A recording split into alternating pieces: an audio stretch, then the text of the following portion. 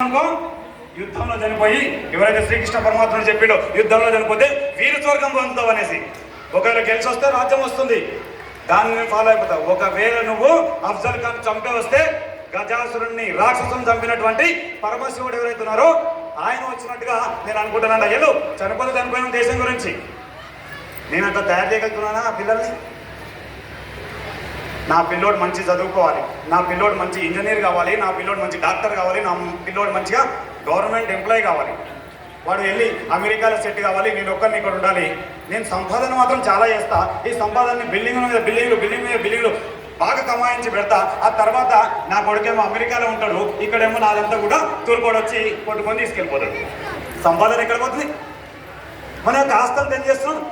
రాళ్ళతో ఉన్న గుడిని మంచిగా స్టోన్స్ వేసి పెడుతున్నాం, ఈ స్టోన్స్తో ఉన్న గుడిని మంచిగా వెండి వేసి కడుతున్నాం, ఆ వెండితో ఉన్న గుడిని బంగారం వేసి కడుతున్నాం. కానీ ఎక్కడ కూడా మనము అరే ఈ గుడి ఒకవేళ నేను లేకపోతే ఏ తురుకోడు నచ్చా వచ్చి దీన్ని కూల్చేస్తాడేమో, ఆ కూల్చకుండా ఉండడానికి ఒక రక్షణ కవచంగా యువకులను నేను తయారు చేస్తున్నానా, అక్కడ రక్షణ కవచంగా దీని దండయాత్ర చేయకుండా ఇంతమందికి ఎట్లయితే క్షేత్రపాలకులు ఉంటున్నానో అట్లా క్షేత్రపాలకుల్ని నేను నా ఏరియాలో తయారు చేసుకోగలుగుతున్నా. ఇలాంటి పని చేయగలుగుతున్నావా? కాబట్టి ఈ ఆలోచన చేయాలి మనందరం కూడా. కేవలం ఉన్నాం, తిన్నాం, పడుకున్నాం, పిల్లలు కన్నాం, వెళ్ళిపోయినాం, ఇది కాదు మన లక్ష్యం. మన లక్ష్యం మా అందరికి కూడా చెప్తారు, అందరికి కూడా సర్వే భవంతు సుఖినః సర్వే సంతు నిరామయ సర్వే భద్రాని పశ్యంతు మా కచ్చిత్ దుఃఖ భాగ్భవేత్. ఎవ్వరు కూడా దుఃఖపడద్దు, అందరు సంతోషంగా ఉన్నారు, అందరికి చెవులు మంచిగా కనిపించాలి, అందరికి కూడా మంచిగా కనిపించాలి. ఇది మన యొక్క సంస్కృతి. కానీ ఎప్పుడైతే నిరంతరం ఈ శాంతి శాంతి శాంతి అనే భ్రాంతిలో మనం ఉంటామో, క్రాంతిని ఎప్పుడైతే మర్చిపోతామో ప్రతి ఒక్కరు కూడా మన మీద రారేయడానికి చూస్తూ ఉంటాడు. కాబట్టి మన లోపల ఉన్నటువంటి క్రాంతిని తీయాలి. ఎప్పుడైతే అధర్మం వస్తుందో, సాక్షాత్ శ్రీకృష్ణుడు చెప్పాడు, ఎప్పుడైతే అధర్మం వస్తుందో నేను డైరెక్ట్ వస్తాను సంహారం చేయడానికి. కాబట్టి శ్రీకృష్ణుడు వచ్చాడా రాలేదా తర్వాత కదా, కానీ నేను ఎప్పుడు కావాలి నా ధర్మం గురించి నిల్చోవడానికి. శివాజీ మహారాజు మనం ఆదర్శంగా తీసుకుంటాం, రాణా ప్రతాప్ని ఆదర్శంగా తీసుకుంటాం. రేపు పొద్దున మన మనవళ్ళు వాళ్ళ మనవళ్ళు నాన్న ఒకవేళ నువ్వు శివాజీ బొమ్మకి వెళ్ళి విగ్రహానికి మాలేస్తుంటావు, రాణా ప్రతాప్కి మాలేస్తుంటావు, ఎప్పుడు ఆయన పేరే చెప్తారు, నీ బొమ్మ ఎందుకు పెట్టలే అని అడిగితే ఏం చెప్తాం మనం? గర్వంగా చెప్పగలరు, నాన్న నేను పలానా దగ్గర పలానా గుడి కట్టించినా దాని నిరంతరం అభిషేకాలు జరుగుతున్నాయి, పలానా ధర్మం గురించి పనిచేసే వాళ్ళకి నేను సహాయం చేసిన నిరంతరం ధర్మం యొక్క పనిచేస్తుంది, నేను పలానా బజరంగదళ కార్యకర్తగా ఎన్ని గోవులను ఆపినా అది నా యొక్క ప్రత్యేకత, నేను బజరంగదళ కార్యకర్తగా ఇంతమంది స్త్రీలని లవ్ జిహాద్ నుంచి పోకుండా తిరిగి వచ్చిన అని ఛాతీ కొట్టుకొని చెప్పేటువంటి రోజు రావాలి. అంటే మనం దేశం గురించి ధర్మం గురించి ఆలోచించాలి. కాబట్టి అందరం కూడా ఈరోజు హనుమాన్ చాలీసా చేస్తున్న తర్వాత ఈరోజు నుంచి ప్రతిజ్ఞ చేసుకుందాం, నేను కాదు మనము, నేను కాదు నా దేశం, నేను కాదు నా ధర్మం, ఈ సంకల్పం తీసుకొని ఇక్కడి నుంచి వెళ్దాం. అఖండ భారత్ ఏ విధంగా వస్తుంది తర్వాత వస్తుంది, కానీ ఏదైతే ఇప్పుడున్న భారత్ ఉందో దీన్ని సురక్షిత భారతంగా చేసుకోగలుగుతాం. మనం రోడ్డు మీద ఏ వ్యాపారం చేసినా తురుకోడు అమ్ముతుంటాడు, దాంట్లో ఉమ్మి అమ్ముతుంటాడు, దానికి స్నానం చేసుకుంటాడు. మనం పరమ పవిత్రంగా మొక్కున్నటువంటి రామునికి హనుమంతుడికి అవే పూలమాల తీసుకుని ఇస్తాం. ఆర్థిక బహిష్కరణ చేయగలుగుతాం మనం.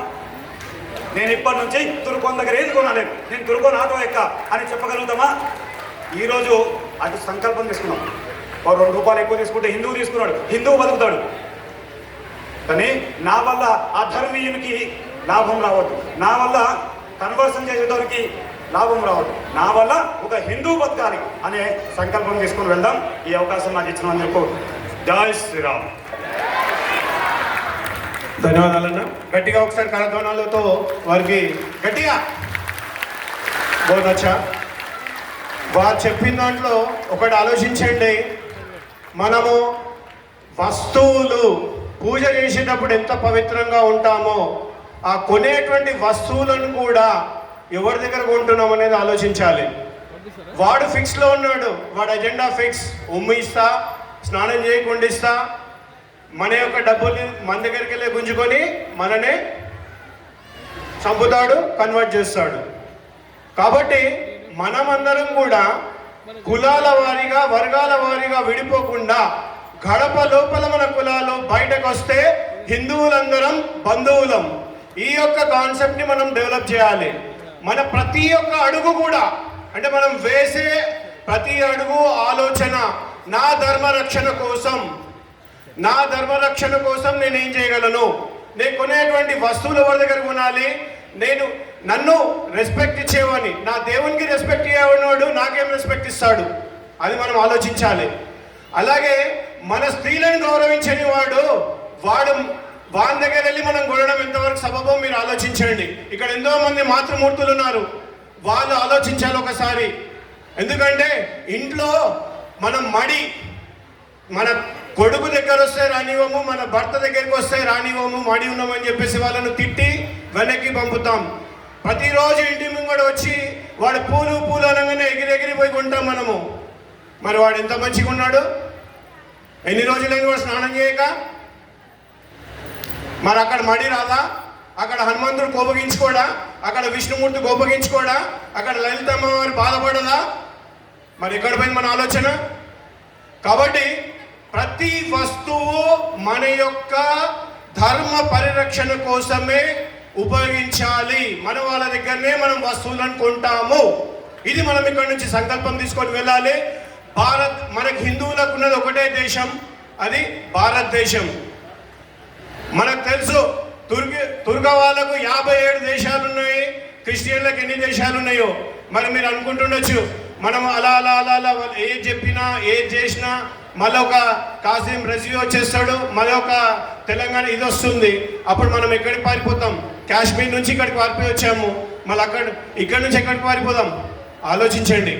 కాబట్టి ప్రతి ఒక్క దగ్గర మన యొక్క మాతృమూర్తులు సాప్తాహిక్ మిలన్లు అని చెప్పేసి, సత్సంగులు అని చెప్పేసి నిర్వర్తించాలని చెప్పేసి విశ్వ హిందూ పరిషత్ బజరంగ దళ్ పిలుపునిస్తుంది. మనం చేయాల్సిందల్లా కత్తులు గొడవలు పట్టుకోవాల్సిన అవసరం లేదు. లలిత సహస్రనామము, విష్ణు సహస్రనామ పారాయణాలు అపార్ట్మెంట్లలో ఉంటే అపార్ట్మెంట్ మొత్తం ఒక దగ్గర కూర్చోవాలి. మనం ఏ కులము ఏది మనకు సంబంధం లేదు, హిందువా కాదా అదొక్కటే మన మనసులో ఉండాలి. పిల్లలైతే గ్రౌండ్లోకి రావాలి, శారీరక అనేది చేయాలి. కాబట్టి మీరందరూ కూడా ఇక్కడ ఉన్న వాళ్ళు మన యొక్క విశ్వ హిందూ పరిషత్ బజరంగ దళ్లో చేరాలి. మాతృమూర్తులు కానివ్వండి, దుర్గావాహిని కానివ్వండి, అలాగే యువకులు కానీ యువతులు కానివ్వండి, అందరికీ ఇక్కడ స్థానం ఉంది. కాబట్టి మన యొక్క సంకల్పం ఒకటి, విశ్వ హిందూ పరిషత్ బజరంగ దళ్లో చేరి దేశం కోసం ధర్మం కోసం మనం పని చేద్దాం అని ఆశిస్తున్నాను. నెక్స్ట్ ప్రోగ్రామ్ కి రెడీ ఉందాము. ఇదే సైలెన్స్ లో విందాం. అందరం కూడా చాలా బాగా వింటున్నారు. ఒకసారి రామ లక్ష్మణ జానకి, రామ లక్ష్మణ జానకి, జై జై మాతా, జై జై మాతా. నెక్స్ట్ సామూహిక హనుమాన్ చాలీసా ఉంటుంది. ఆ టీం అనేది కూడా స్టేజ్ దగ్గరికి రావాల్సిందిగా కోరుతున్నాను. తాడ్బంద్ నుంచి వచ్చినారు దయానంద్ గారు అండ్ టీమ్. ఒక నిమిషం.